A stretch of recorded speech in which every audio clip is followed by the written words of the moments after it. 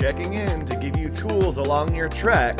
That's right, it's time for Office Hours, where we teach you how to build your pitch deck. Yes, that was one of the best I've had in a while. Like, it was smooth, right amount of syllables. I mean, what more can you want? That's very true. I just need a little time off. And hi everyone, welcome back to Office Hours. I mean, welcome me back to Office Hours, I guess. I'm Andrew Hochradel, and we are back together again.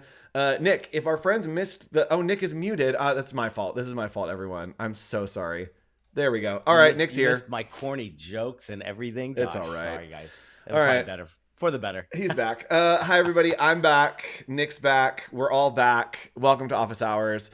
Nick, for our friends that missed the last few weeks and want to go back, what did they miss? What happened while I was gone? Fill me in. Oh, man. We did a ton of great things. Had some fun 2 weeks ago. And then last week, for sure, we had Caesar on. He came in and did as a sub co-host. And we got to play with concept to vector. And it just blew me away. There were so many amazing moments. If you haven't watched last week's show, check it out.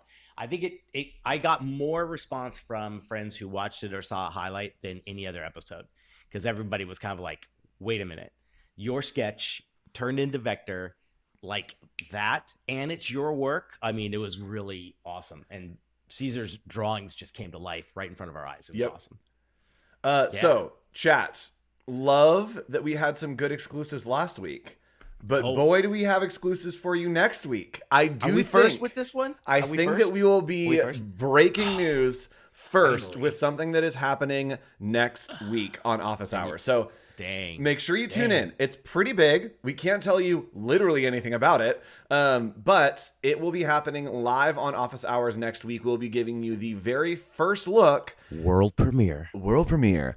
At a new finally get to say it. Yeah, it's a new beep that is going to be available for beep. And you're going to use it with beep. Yeah. Almost every day. Well, let's see. So next week, huge things coming. It's going to be a pretty big one. So make sure that you check in and join us again for Office Hours next week. And then we'll be taking a break for our summer shutdown. So we'll be off for a week, enjoying the summer seas. I don't know. Maybe we're going sailing. Are we summer going hills? Yeah, that's summer it. Hills. Summer. Yeah. The summer fires here in Southern Greenland. California is what we will be enjoying. Yeah, I know. All right, so let us know where you're watching from. Hello, Dino. Nice to see you. Today, we are talking about pitch decks. So we've talked about this a few times here on Office Hours, but we really wanted to do a little bit more of a deep dive. And so we're going to kind of do a little bit of talking, tell you about how we use pitch decks, what it looks like in our process. And then we're going to jump in and maybe create a little bit of a pitch deck for you. We're going to be using Illustrator. We're going to be using Photoshop. We're probably going to use some boards. We're Firefly. Firefly, a little bit of everything this week. So, buckle up. Let's go. Nick, pitch decks.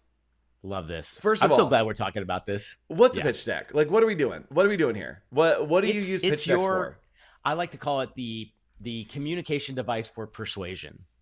Yes. It's literally, that's exactly what it is. And it's doing it right. It's, for many years, doing it wrong and seeing it not work to your favor all the time. When you hone in and tune up your skills when it comes to putting a pitch deck together correctly, I think you're an instant winner. And even if you unfortunately don't win, let's say it's for business, you put your best foot forward if you follow a lot of these steps that we're going to show you for sure. Totally agree. So let's talk about the anatomy of a winning pitch deck. Also, Nick, what font is this? Oh, good question. You want me to find out really quick? Yeah, no, I got it. I can look. We're here in Express. Unbounded. If you don't know, you can just use Express to do presentations. Unbounded? Okay, I love the E. Yes. Like how it has that little cut in? See, it's like Jellicoe with that little kick. Yeah, just a little something extra there. Is it wait, go back to the first page. Was it the R or the E? I think it was the E, right? Yeah, it's the E. The E, there it is, with that little there's not enough room for the D. Yep. Ooh, the K is nice too. The K. Okay. See, winning pitch decks, chat. This is how we do it. So we already won. We already won. So let's talk here about the different like pieces of the pitch deck. And I think that this is important to understand like what you're doing with the pitch deck. I think some people treat a pitch deck as like a show and tell. And I think that it's not that. It's very much like it is a story to be told. So we're going to talk about the cover, strategy, the opportunity, the strategy, the solution, and the next steps are going to be the 5 different pieces that we present here. You know, I was talking to someone the other day, and a lot of designers, I'm sure you've heard this too, keep saying this idea of like, I just wish clients would listen to me more or take my advice, or it's too much of their personal preference or whatever it might be. And I think starting with this and how you approach your pitch is truly how you gain their trust, and they follow instead of kind of fight. Yep. You know, this is where it starts. And this is technically before you even maybe won the account, you know? 100%. Nick, is my video, is the output reversed for you?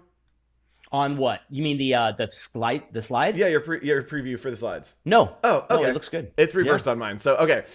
We're good. I just want to make sure everybody... Try reading it. Right, yeah.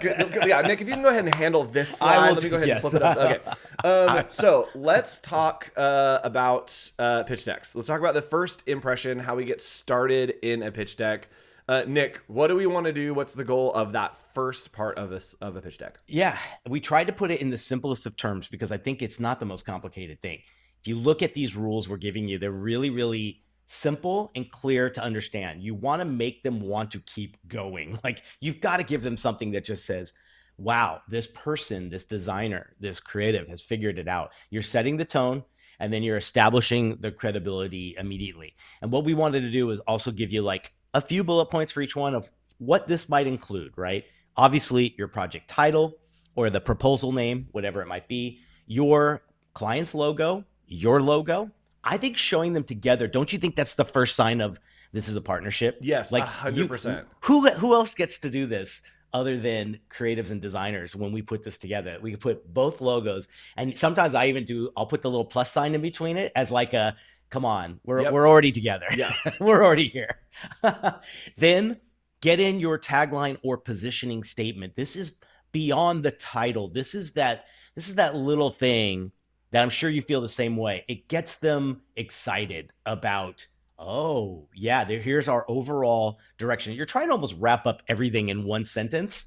So your first impression is really, really cool. Yep. Yeah, I agree. And I think that establishing on that first, like when you get started, that it isn't just about you. It isn't just about the client. It isn't just about your logo or your agency. It's about like, here's something that we are going to be doing together is so important. And establish that like, this is a goal that we're working on together. This is something we're seeking together. So I love that note of kind of having both things on there as you get started. Well, isn't that the coolest way you've done it? You're almost predicting and giving them the storytelling that you are partnerships in this thing. You are working it. And I love this little bullet here about your first slide should feel more like the beginning of a story, not an invoice, or not just an inter-office like, cover sheet. And when we get to trying this out, I think this is the fun part. To me, this is like more visual than anything. If you get them by the heartstrings with some really good imagery and a killer title and everything else we say here, I think you're setting yourself up for a good success. Yep, I totally agree. And Dino Rex is saying, what a great topic for today's stream. Will come in handy for my next week. What are you doing? Hey, Dino, what are you doing next? What are you doing over the next week? You got some pitches, got some projects that you're trying to launch. Let us know. And if we can have a little sneak peek, maybe you send them on through. Maybe a little highlight. Right? Yes. So continuing through the pitch deck. We are establishing that we're a team, right? We're telling the story. And from there, we want to show that you understand the problem. I think, right, we're saying that, hey, we're in this together and I'm listening to you. I understand. I've heard what you've said and I am with you to accomplish the goal. And so you want to demonstrate that you listened. I love doing this with, we talked about like in the last slide, having that like tagline or positioning statement.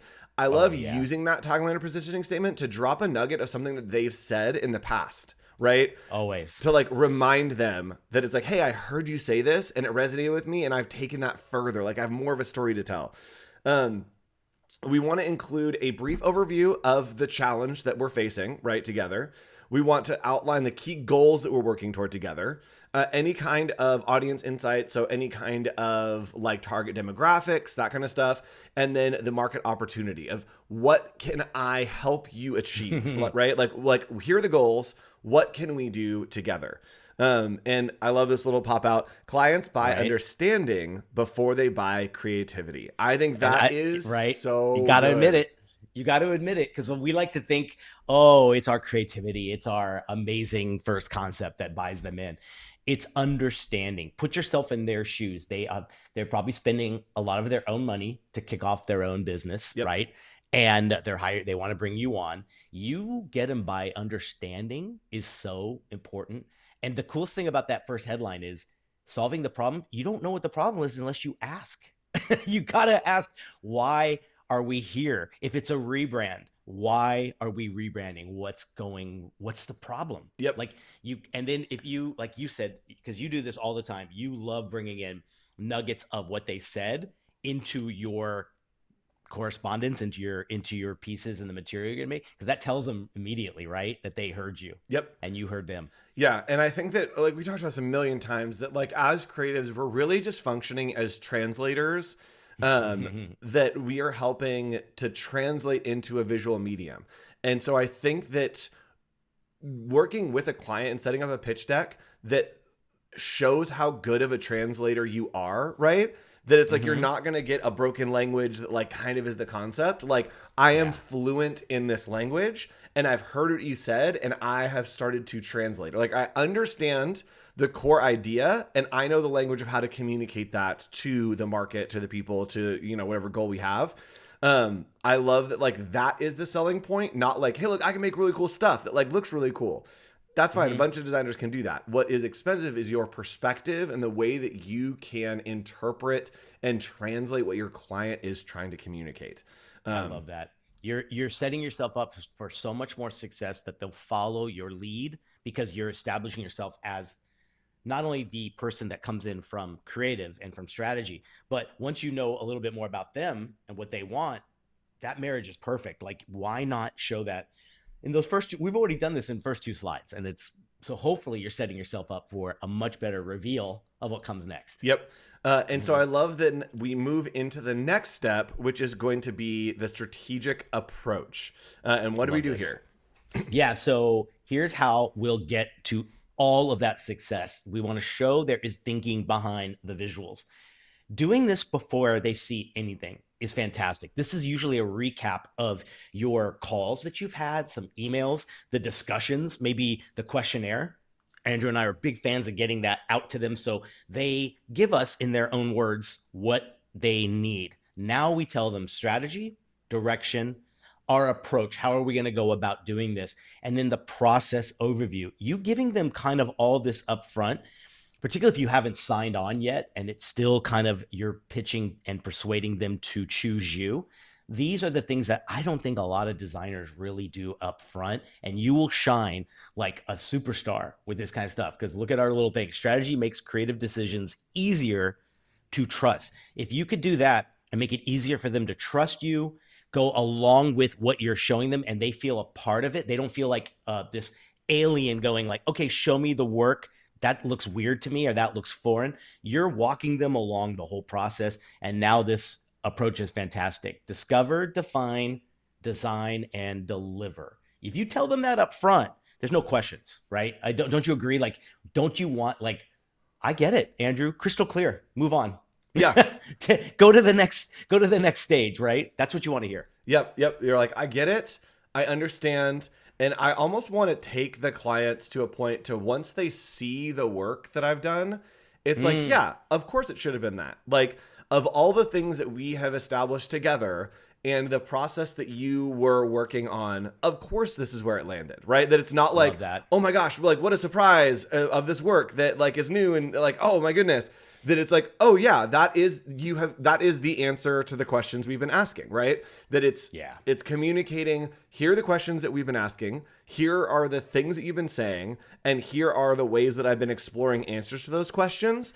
And here's the answer that we found. Like that, I it love it. very much is just taking them through so that it isn't this big reveal, which I think a lot of pitch decks go toward, like this big moment and this big reveal. And I think that it needs to not be that, because it puts Yeah. so much pressure on the visual of what that thing is, and not on the story and what is around that visual that's been created. I love that. I've been starting to use this line that says something like, what you're going to see on the next page is new, different, odd, strange, because you've never seen it before. Unlike the Apple logo or the Adobe logo, whatever you want to say. Yep. You've seen that millions of times, and it's had years to build up a cachet and an impression, right? So like, you might even hate it. You might even not like it, but that gets them, it softens up the delivery a little bit, because I do realize sometimes they might go, I absolutely love it, but it doesn't look familiar to me. And isn't that weird? Because it's like, it isn't, it's brand new. Yeah. And I think that like being able to remove, we talked about this a million times, being able to remove if they like it or not is my biggest goal in a pitch, because to me, if we are working toward a goal, it doesn't matter if I like it, if you like it. It matters if it is serving that goal and communicating clearly. And so I think setting up using this kind of structure of a pitch deck and showing that it is a story, that like this is the next chapter of that story. We may not like it. It may be a tragedy. It may be a comedy, like whatever it is. This is where that story is going, and we have found that next chapter, right? And I think that setting it up like that isn't like, I like it or I don't like it. It is, have we answered the question? Have we translated well the goals that we have set out to accomplish? And it removes the preference, and again, just goes toward that purpose of what we're working for. I think it's so powerful in a pitch deck. And you've got that for the rest of the project to always lean to. Like, remember our main goal? What's our North Star here, that you're developing it right now in this zone. And I've gone back to the pitch deck so many times with clients when they might have had 3 or 4 months after launch and it's doing well, and then they have a bad sales day and they start freaking out. And I'm like, let's stay the course. We can't pivot. Look at our pitch deck. So it's a great tool even in the future. This doesn't go away. Yeah. And I think that there is a world where, like, I think it's pretty well known in the industry that the general audience isn't noticing your brand or whatever until about 6 months after you are tired of it. And I think that that's always a great thing to remind your client of like, hey, we've had an extra 4 months of exposure to this logo, to this brand. We launch it, and by the time we launch it, you'll be tired of it in like 2 months and think it's not working. The audience is still acclimating to it. They're still embracing that story. They're still like reading what is about to happen. So like, you have to stick with it. And if you have the right story, it will end up paying off. You just have to not get antsy about like, it's not hitting or it's not connecting. It won't right away. It takes a little bit longer for the general audience to understand and work through what that change has been. With that in mind, how do you direct a client who might at this stage ask for something more trendy, or pick some things in a mood board that are a little bit like of the moment, and to your point, won't even last till launch because it'll already be over? What's your best kind of like advice? I think with trends, it very much is walking the client back. I think it's always like 2 steps forward, 1 step back, is to walk the client back a little bit and identify what they're trying to accomplish by chasing a trend, right? That it's like, okay, you're trying to accomplish like social exposure or feeling relevant. And then pointing out places where that approach has already happened historically and it didn't work out, or maybe it did work out, right? That it's like, oh, you're trying to chase this trend and try to stay relevant by incorporating a visual style that is, happening in the moment, right? Another company did that. The easiest example, Gap tried to do that in a certain year, and they chased this trend that was this new kind of 2000s ingredient. So we could now incorporate things that weren't just solid colors, and it backfired, didn't communicate. And here's why it didn't work, right? It didn't work because It alienated their audience. It like changed some of the legacy brand that they had. It like took away from their brand recognition, right? That you show the reasons why it didn't work. And then historically you can unpack that, right? Say like, hey, they had a goal and a brand that is similar to ours. They made a decision similar to the decision that you're wanting to make. And here is the outcome that they had that went away from their goals. And so there is a possibility that if we make that decision, it is going to take us away from the goals. Historically, we've seen this happen. So I think that that's how I try to like move the client if they want to chase a trend, to show here are other cases where other companies chased trends. And if that is the story that you want to follow, this is how it ends, right? Or we can explore something else that tells a story, you know, more what the goals are long-term for your company, not for what the want is right now. I think it's important to tell them and like communicate what you're wanting right now is not necessarily what you want, right? The goals of the project may be different than the goals of the project right now. And a big brand and a big pitch like this is always a long-term, what do you actually want? What is actually the goal? Not what do we want right now? Yeah, that's a great point. Showing some of the, I don't want to say failures, but maybe the anxiousness of a previous brand launch. That I have 2 or 3 samples of smaller brands that have made that thing and then had to pivot immediately because they did go on to such a trendy of the moment look, and it backfired. It might have got them a splash, but don't forget, this is a marathon. It's not what you do on day one. It's the 5-6 years down the road. So, yeah. Good stuff. This is so shady. It only reminds me, this conversation reminds me of the Jaguar rebrand. Do you remember the Jaguar rebrand? I don't even let that resonate because I think that was such a terrible, someone got the reins and they weren't even worthy of any of it. So I don't even take it. That wasn't a rebrand. So wild. That was a knee-jerk reaction. It was. And I think that is, I think that that's a great example to use of like, they chased a trend. Yes. And it didn't work out. So let's use that as a story, right? Of here is what the goals they were trying to accomplish were. Do those goals align with our goals? And if not, how do we shift our goals, or how do we like change our approach to that? Or just alienate 50 years of amazing, brand loyalty. Yeah, 100%. Or I should say like 80 years. But yeah, I was just watching Mad Men, and that was a huge part of one season where they were pitching for Jaguar and the business. And it was quite ironic to see that, like, gosh, talk about a complete opposite of where they went with this last one. And then seeing the heritage and the what they did and their pitch for it. If you guys haven't watched it, go back and check it out. It was awesome. So I was curious good example of other examples that I was trying to like think of other examples that come to mind that didn't work out. Number one, I pulled up a list of this to see like what are like brands that pivoted and didn't work out. Cracker Barrel. That was a weird one too. It was a big deal. Yep. Tropicana. Gap is on there. Yeah. Yes. Tropicana. Yeah. Wait, now let's just play trivia all day. Yeah. Right. That was, if you don't remember, and they were way ahead of their time because like that trend was almost too new. It was minimalism, very open white space. It just was ahead of its time. Yep. It wasn't like it was the trend of the moment. It was like they were way ahead. Yep. Do you remember this one? This is this like kind of showed. I mean, it wasn't obviously the reason, but it showed the demise.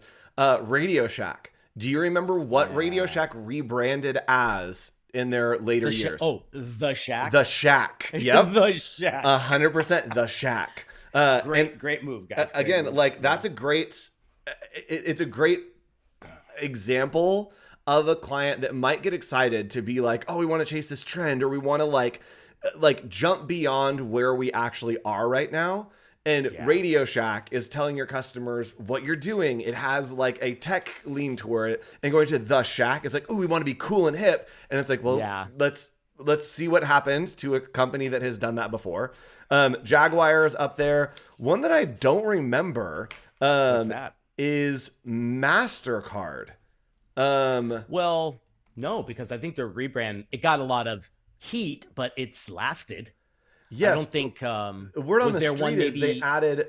Oh, I forgot about this. Oh no, was We there looked one at this on office hours. Do you remember when MasterCard added a third circle to their logo? No. Okay, it was early 2000s. It looks like 2006.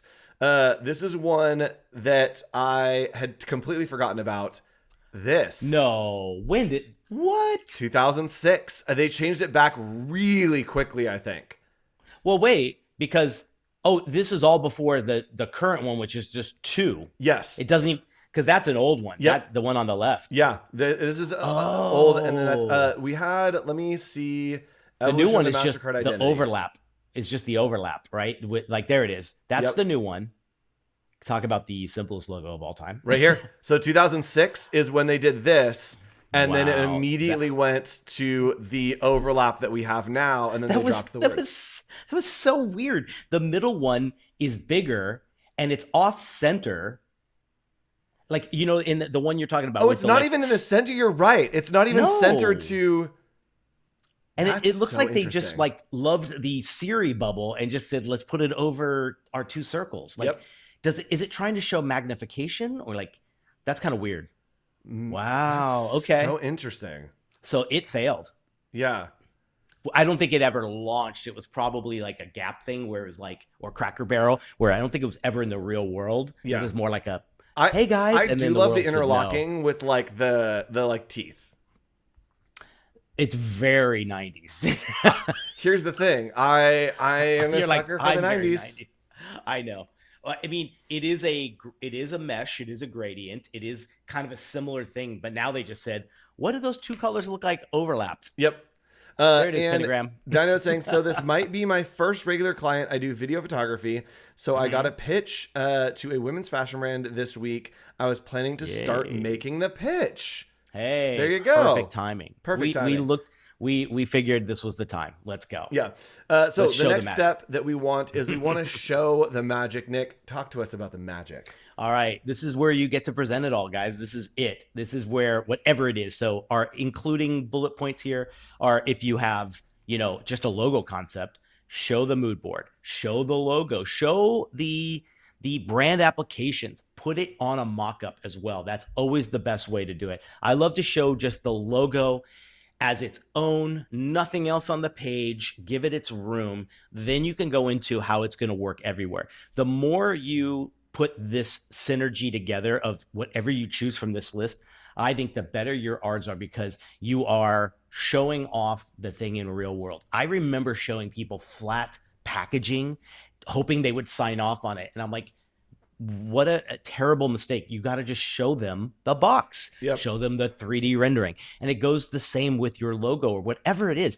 Maybe it is your video content that our listener is going to do. You want to show it in the best context possible. And thankfully, look at all the tools we get to use with Firefly and stuff that get us there fast, quick to sell in. That's, I think, our best solution here. So you want to lead with the strongest. Don't save the best for last. Sometimes I'm getting down to the one and done option now. Yep. I really think that's like the ultimate goal. If you are 3 to 4 or anything above that, do yourself a favor and shrink down to 2 options. Yep. There aren't enough. Yeah. Here's the thing.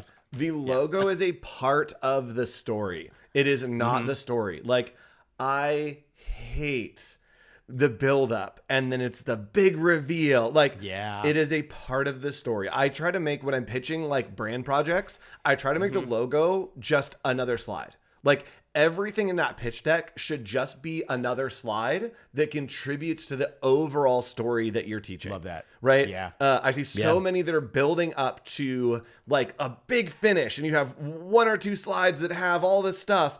Just have it throughout and you're just telling the story and you're getting new characters in that story as you go through so that it's not this like big explosion of work, and then it turns into, do you like this slide or not? Right? That is not. You don't even have to ask it. When you do it right, Yep. you don't even have to ask, do you like this or not? You're going to see it in their face. You're going to hear it in their reactions.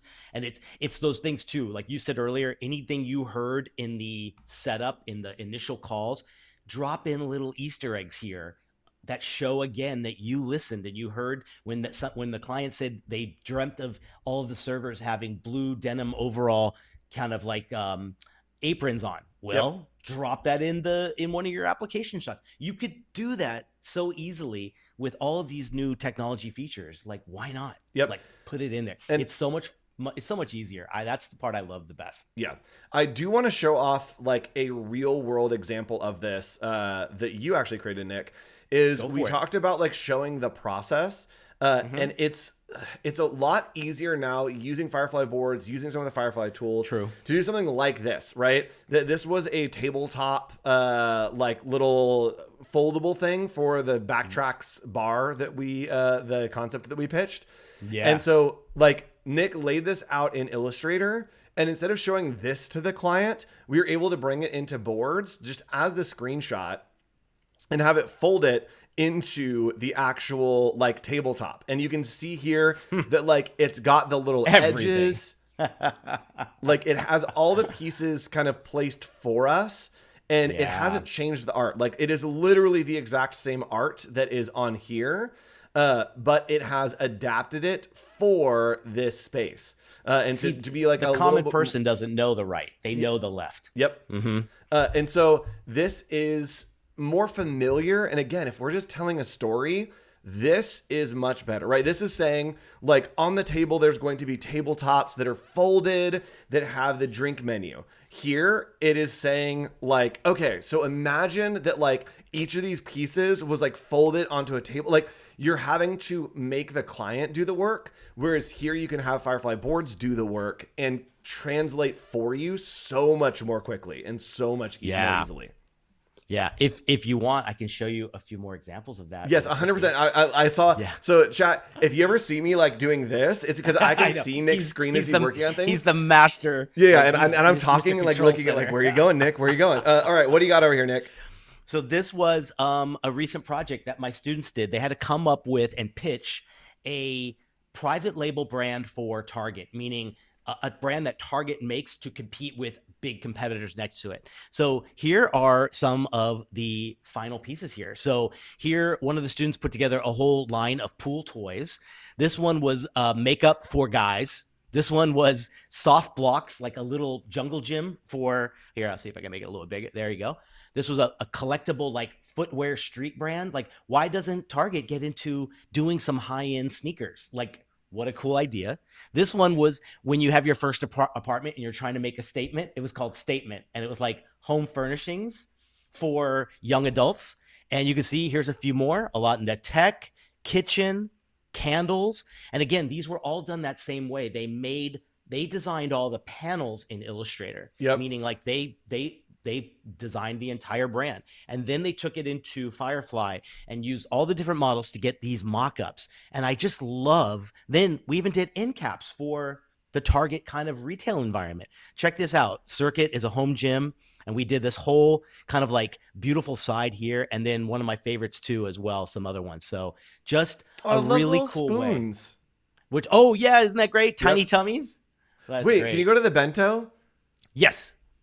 Bento really came out great. Look at that. I'm obsessed with that brand. Yeah. That logo, Josh that like type logo is so good. Who did that? Send me. This is Josh.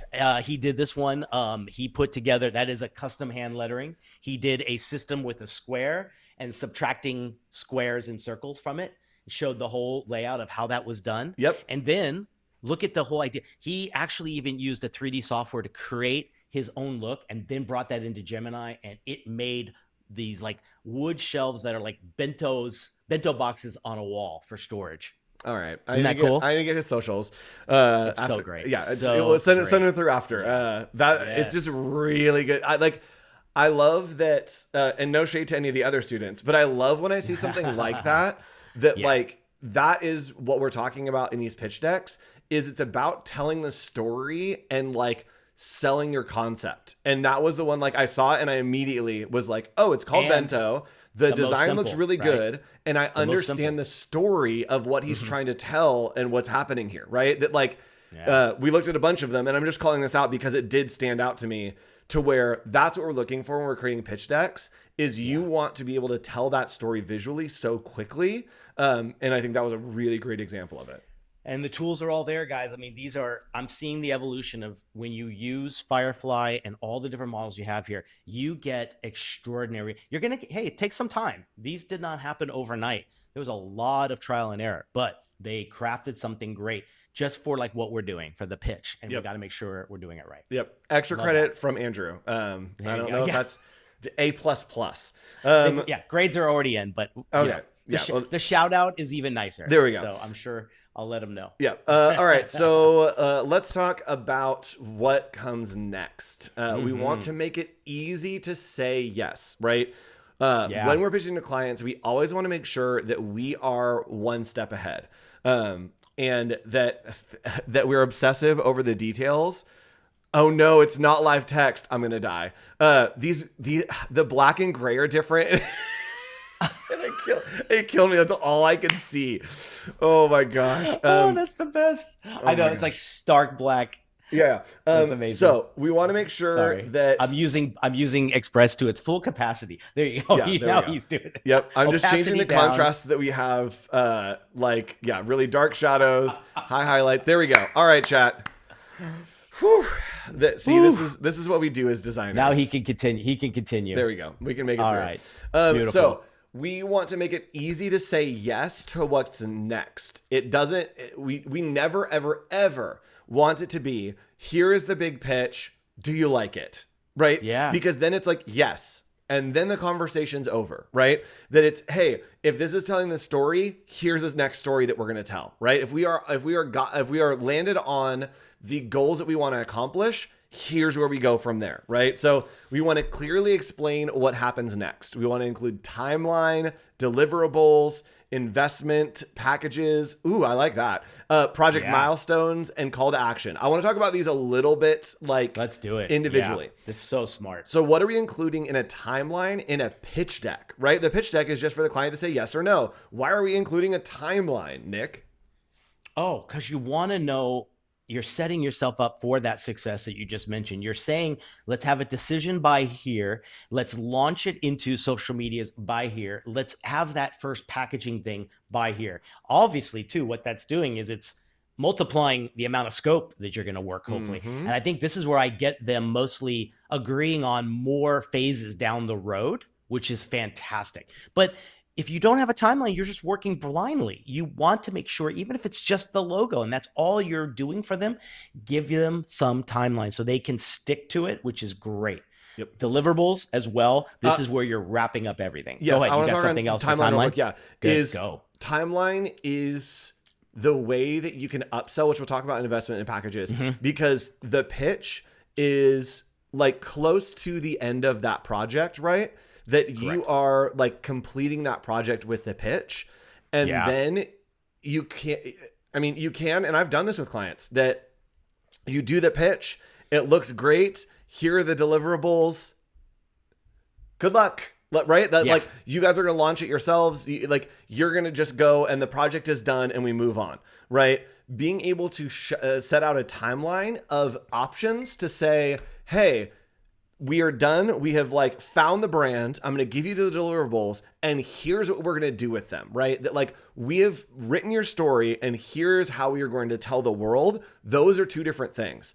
And I think that that's where a lot of designers fall off, is they deliver, here is your story. And then you guys can figure out how to tell it. And then a company tells it poorly. Yeah, exactly. Right. Like they implement it and you're like, well, there's nothing here. Timeline allows you to say, hey, I am on your team and we're working together to accomplish these goals, but we also are going to continue to define new goals in the future that we can work on together, which is also going to cost you more money.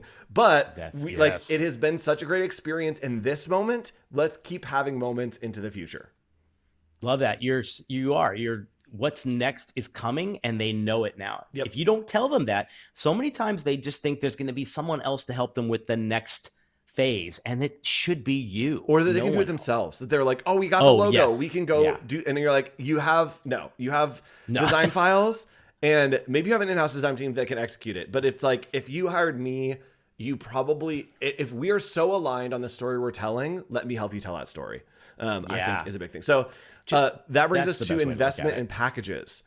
What happens now? So we have completed our brand. We're going to deliver like the logos and all that stuff. What happens? Why are we doing a timeline, and what are we outlining in investments and packages? I think that, to me, that's the future of where we're going. We told them we're going to go somewhere else, but I want them to know the package ahead. Like, is it 3 packages that we'll be doing? Is it an in-store display? Is it signage? Yep. Now you could start putting it, because you've got them and we've shown some interest. I want to put a package together that makes it incentivizes them to not only stay with you, but to continue on Yep. and do more work. Investments, again, we've talked about this a few times. Use that instead of price, instead of fee, instead of cost. Yep. Investment tells them, again, it changes their opinion on spending money for a creative to build me a logo. Imagine what they're seeing in their world, going like, oh, wait, can't I just do a logo now because AI is so advanced? We want to show them, no, it's still something that has to be crafted by hand. We can use it in other ways. But to me, this is your way of saying, just like everything else you're doing for your store or your company or your business, I am an investment. The same way your rent is, the same way your raw materials are, whatever it might be. Nothing comes cheap. So for me, it's a great way to kind of keep that conversation going and show them that this is an investment, not a fee or a cost. Yeah. And I think that I think you do this. Actually, I don't know if you do this. I've done with clients before that in the pitch deck, I will include in the fee for like the brand or whatever the deliverable is. They can like on the front end add in like almost a built-in retainer for me, so that it's like, hey, we're going to develop this brand together, and then I will have 3 months of like rollout support, or 6 months of rollout support, right? And almost hire myself into the project and put that on the front end. If you don't do that in the project, that's something that you can add with the pitch to say like, hey, here's the pitch, and then here are my ideas of how this rolls out, of the next story we're telling. And one of our investments is that I could join you in this rollout for the next 6 months. Here's what the investment would be for those 6 months for me to help you execute this rollout and tell this story to the world. That's great. That's a good idea. You know, that happens kind of naturally, but you're right. That is a perfect time to introduce maybe the retainer style system for the 3 months of the rollout. Because you are technically, I don't think I've had any job where that didn't happen. We were already talking about it, but I like your idea of almost saying like, hey, for this, I've calculated the amount of hours I think it's going to be per month. And at this fee, for this amount or this investment, I'm on board for the next 3 months. And it won't be a penny more or a penny less. And do that at the top of the project. So that it is like, hey, we figure out the story. I'm going to help you continue that story. I have now guaranteed income. And we have like these ideas that we're going to do. And it isn't like a crazy lift for you. Do it on the front. And then you can kind of reevaluate how it's going 2 or 3 months into that extra partnership and be like, hey, I think this is going really well. I think we have some great ideas and some momentum. Do we want to continue the momentum and add on 6 months? Right. And you can turn them into a continued retainer client if you build that into the front end. Right. And it is a little bit risky to be like, hey, I'm going to include this in the fee for the brand project is 3 months of support. And maybe they're like, oh, we don't want the 3 months. We want it to be cheaper. Figure it out. Great.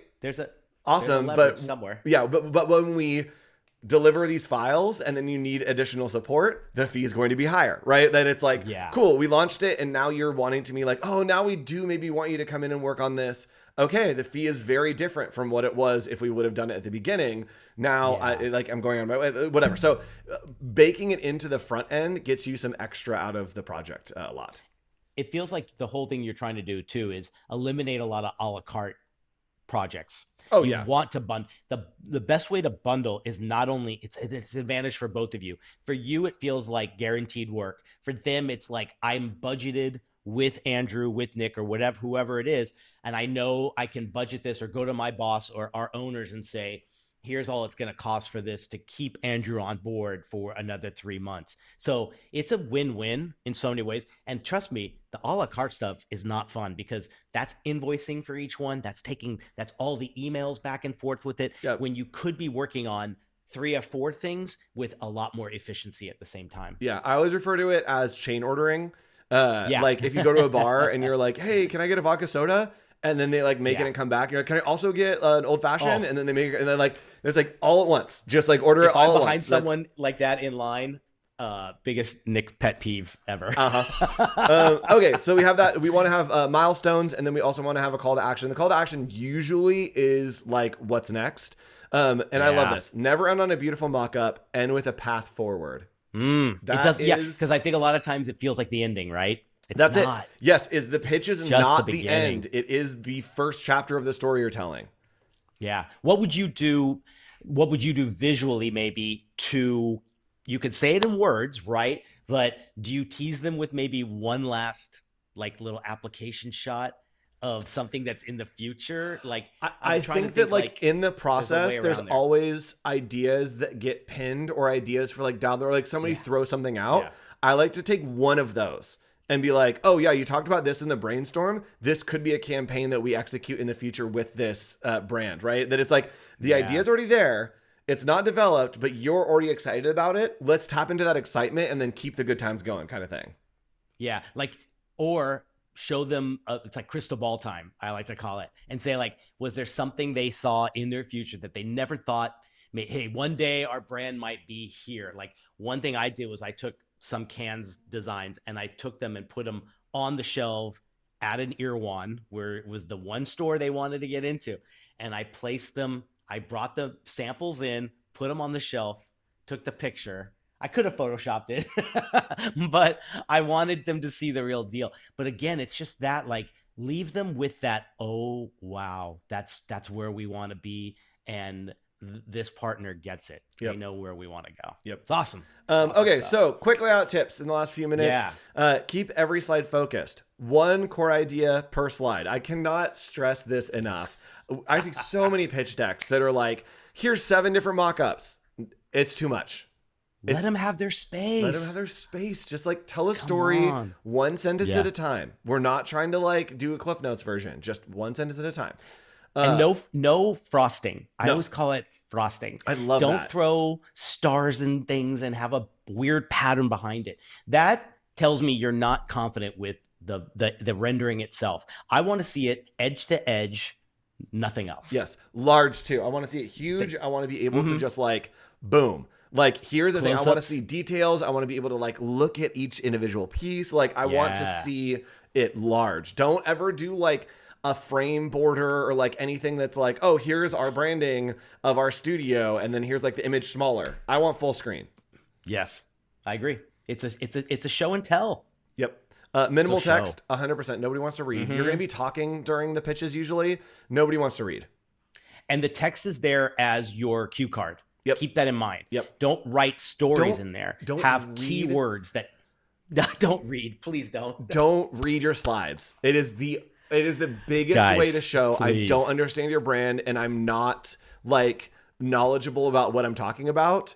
Like, don't read a slide. If you're reading a slide, to me, I'm always like, why do I need you here? Like, just email me this deck and you're good. Like, great. Let's move on. But can I give you a tip that kind of helps that? Yes. Okay. When you've done everything and you have your minimal text on there, not a lot, whatever, I run that through a LLM or whatever you want to use and basically say, this is my presentation. I need other alternative copy as a narrative to help me in case I lose my place or whatever. And what it does is it gives me a summary maybe of that page. And it's something I practice with because you never want to read something that is literally word for word on the slide. Never a paragraph. Please do not do that. No. But that way it gives you something to feel more confident about because I get it. If you don't get nervous with things like this, you're doing it all wrong. Like you should be a little nervous. This is we got a lot riding on these things, right? Yep. Something that I love Yeah. to do with students specifically that are like showing portfolio stuff Mm-hmm. is if they're doing presentation and they do the thing where like they're reading off their slides. Yeah. I love to like stop them and ask a question because I'm like, forget about it. yeah, they'll start going, and then you're like, oh, like that is a really interesting color. Like, what made you choose that color? And then they'll start talking, and I'm like, that's what you should be doing the whole time. Is like you should be anticipating the questions I'm going to ask and answering them, not giving me information. You should be giving me answers. Like that's what your slide should be. Is you're telling a story and giving me answers. Don't give me information. I don't need information about a thing that I can see. Like I'm getting information visually. Give me answers to questions I might have. Dude, I think you're on track with that. The idea of information is a given, but Yeah. feeling, emotion, reasoning, that's what you're trying to do here, guys. Like honestly, those one key word can make the biggest shift in someone's perception of the work you're presenting. It's crazy. Okay, so Yeah. we have consistent grids and spacing. Think presentation, not document, 100%. We were going to do some activity during this show, but know. we We talked went- so we much. went long. I That's do want to great. show what Nick had, just because you had a good project that I think is cool, and we can show off. You had like, Oh, yes. I was going to show you really quick here. This one here. yeah. Let's just show this off because I think it's really freaking cool. What is this for, and what is this? Like, Oh, well, I needed a fictitious brand for something I was working on. And this will be coming to a fun project that you might be seeing in the future. But I wanted something totally offbeat and weird. So I made a vegan barbecue restaurant. And basically I was trying to, Holy Smokes is such a good freaking name.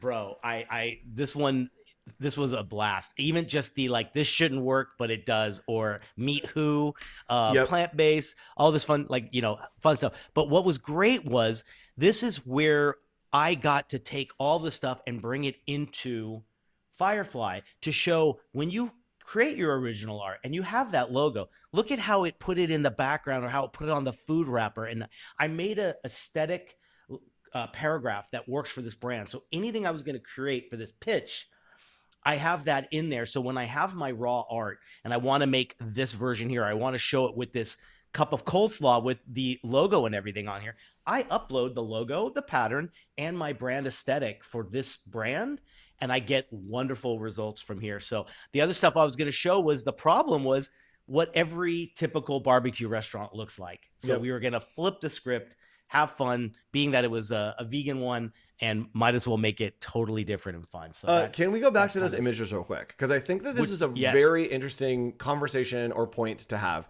Yeah. I think that this is going to sound shady and then it's going to not, hopefully.